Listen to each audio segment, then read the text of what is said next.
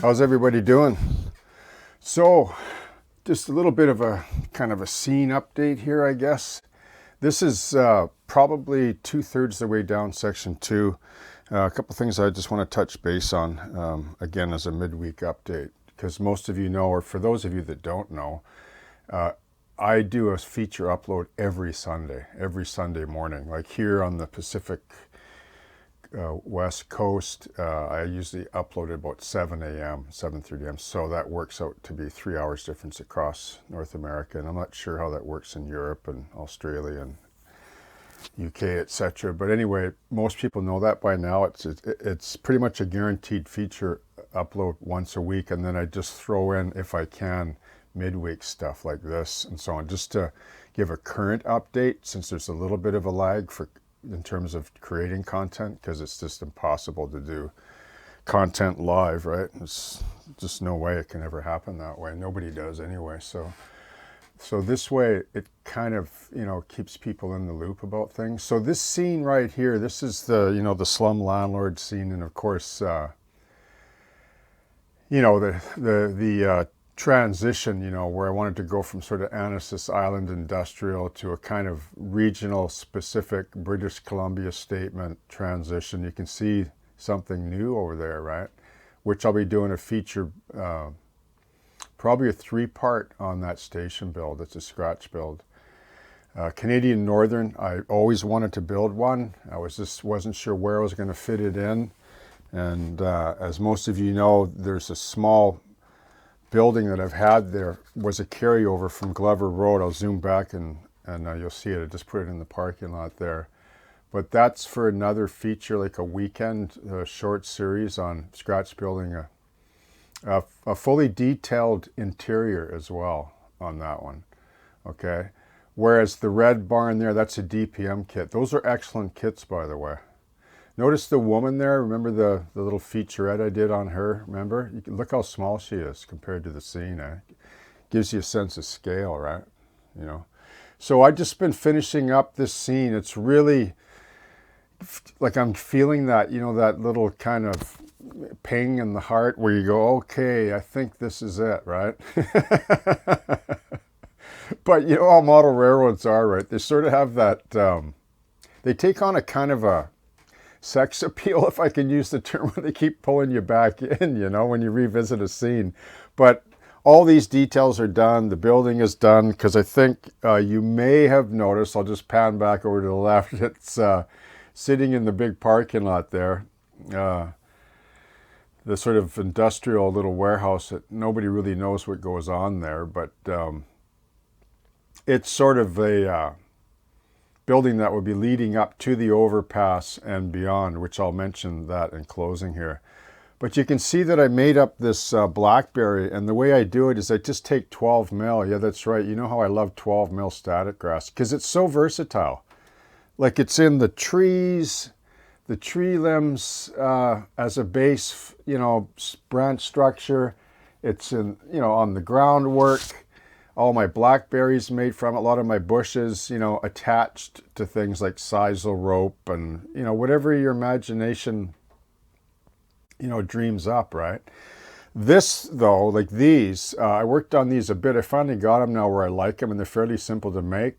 This is just 12 mil, right? Like, see the little matte medium patches from sitting on the wax paper? So I just pile up a bunch of this, just tease it around dry, and then I soak it down with a little spritzer bottle with 50% matte medium and water. Maybe 30% matte medium. You don't need that much, but so you can spray it and mist it well. And I do that a few times, and then I sprinkle it with more. I just build it up a bit and let it dry overnight. And then I spray paint it red-brown. And then dust it over with a light tan color just to give the branch, how blackberry or bush is like that? It's not totally flocked over, right? See, it's on the edge kind of. And then once I soak it down, like after I flock the leaves on, I just soak it down again with the same matte medium, 30% matte, 70 water. So, and it's just so rigid but flexible, right? You can bend it. And it doesn't shed, like nothing comes off it. And I love that. And like, see how it's,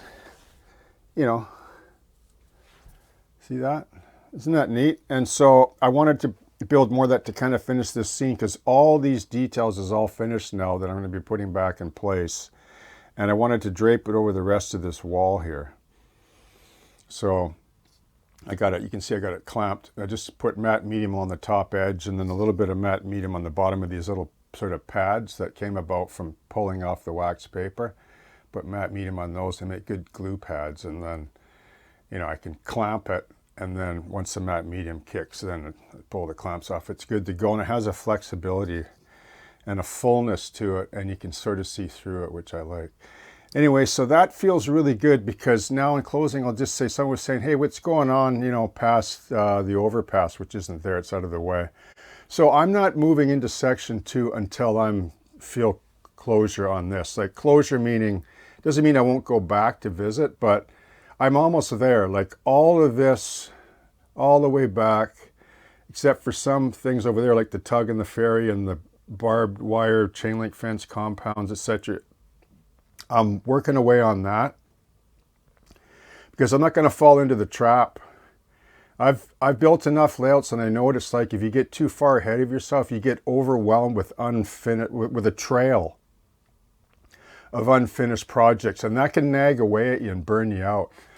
So that's why I'm building it from left to right, like a novel or a book sort of philosophy, right? Because it's a psychological battle when you build, like, even a shelf layout, like one that you really want to get into. And I mean, this is a diorama style shelf layout, and I can display my collection on too as well. That was the idea, right? That crosses, you know, like a few decades.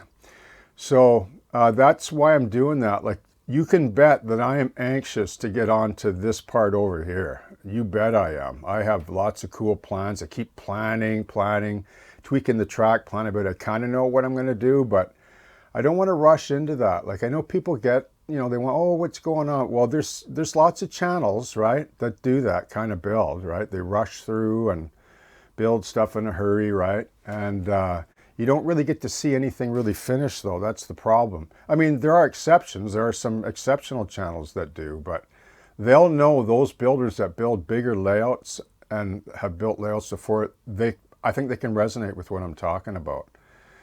So I'm almost there now, and I'm chomping at the bit on other stuff coming up, and I'll be well into section, 2C, I guess, because this is 2B, right? Like, because the sections overlap, and they're not modular, right? They're section. Modular pertains to like a standard. This is a personal 3-sectional layout. So I am chomping at the bit, and this gets to go back to Glover Road where it belongs, because Glover Road, I want to keep all the components. I have to build some, or recover some of the trees, like once I replace those later on down the road in the background there from Glover Road, to go back on the layout. This was the last remaining building pretty much that I had that I couldn't put back on Glover Road as a kind of a demo layout, shelf layout. So I feel good about that, because Glover Road is preserved. And even though this building looks really cool down there, I wanted to put that Canadian Northern building there, and I feel really good about it. It fits that tree scene really nicely too, especially from other angles.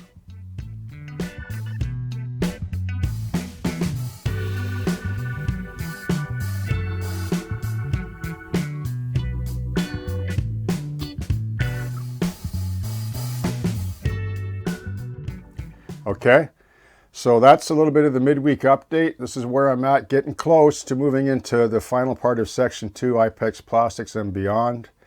And it should be an exciting summer that way. And furthermore, I'll be cycling back, 1 forward, 2 back to the ferry. Going to be poking away at that and the tug as well. Okay, so happy modeling. Be encouraged, be inspired, and I hope that you have a great day. Cheers.